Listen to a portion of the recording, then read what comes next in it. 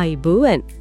අද අපි අතට අරගෙන තියෙන්නේ ගෞරවනීය රේරුකානේ චන්දවිමල නාහිමියන්ගේ අභිධර්මයේ මූලික කරුණු පොත.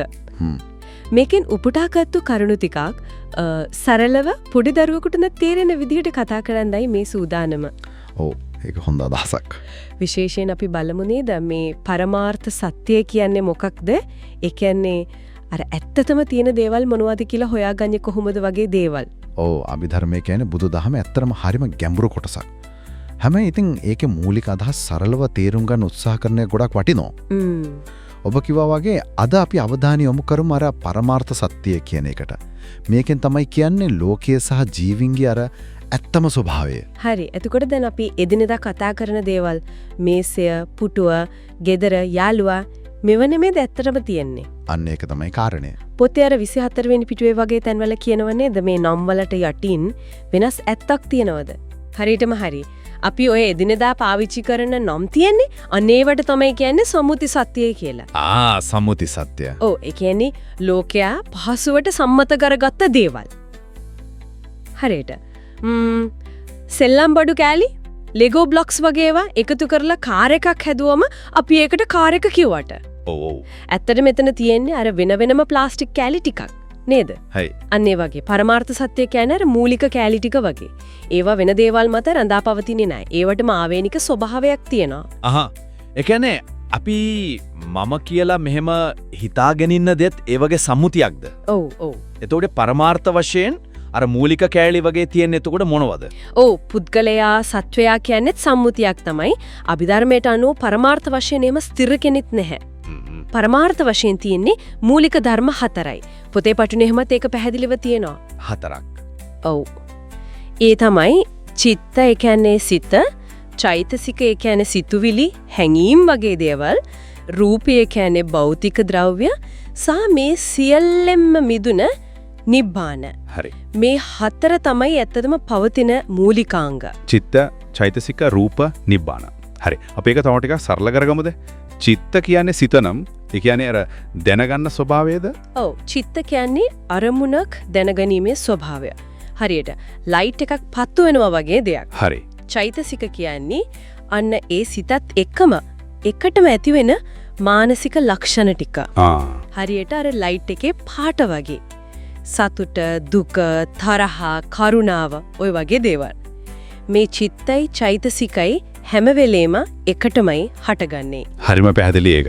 එතකොට රූප කියන්නේ? රූප කියන්නේ ඉතින් අපේ මේ ශරීරයේ ඇතුළු භෞතිකම තියෙන හැම දෙයක්ම.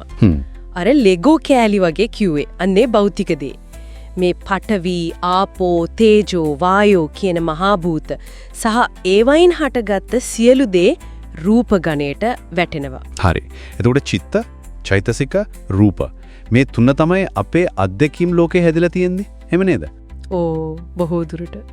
එතකොට 4 වෙනි එක නිබ්බාන. ඒක මොකද්ද? නිබ්බාන කියන්නේ අර චිත්ත, චෛතසික, රූප කියන නිරන්තරයෙන් වෙනස් වෙන දුකට හේතු වෙන්න පුළුවන් සියලු දේවලින් සම්පූර්ණයෙන්ම මිදුණු ස්වභාවය. ඒක සදාකාලික ශාන්ත ස්වභාවයක්. මේ වෙනස් වෙන ලෝකෙන් එතර වුණ දෙයක්. දැන් මට ටිකක් තේරෙනවා. ඒතොර පොතේ කියනෝ නේද? අර 39 වෙනි පිටුවේ වගේ මේ සිත හරිම වේගෙන් වෙනස් වෙනවා කියලා. ඔව්. තත්පරයකට කෝටි ගාණක් වාරයක් වගේ.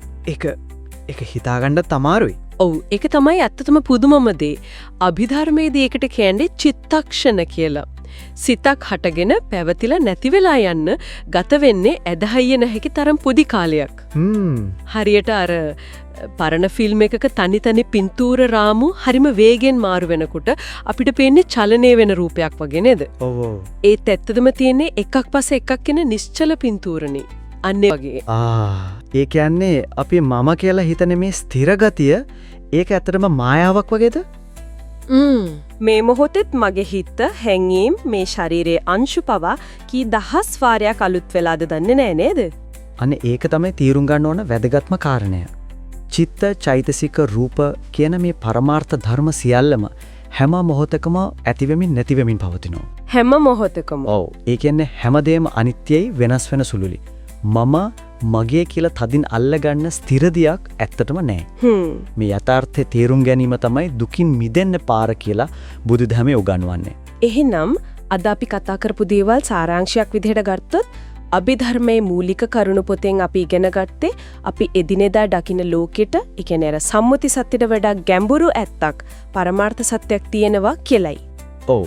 ඒ පරමාර්ථ සත්‍යය සමන්විත වෙන්නේ මූලික ධර්ම 4කින් නේද?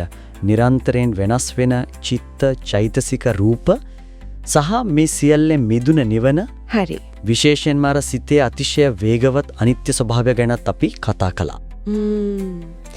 ඉතින් මේ දේවල් දැනගැනීම, මේ පරමාර්ථ සත්‍ය ගැන පොඩ්ඩක් හරි හිත යොමු කිරීම අපිට එදිනෙදා ජීවිතේදී ප්‍රයෝජනවත් වෙන්නේ කොහොමද?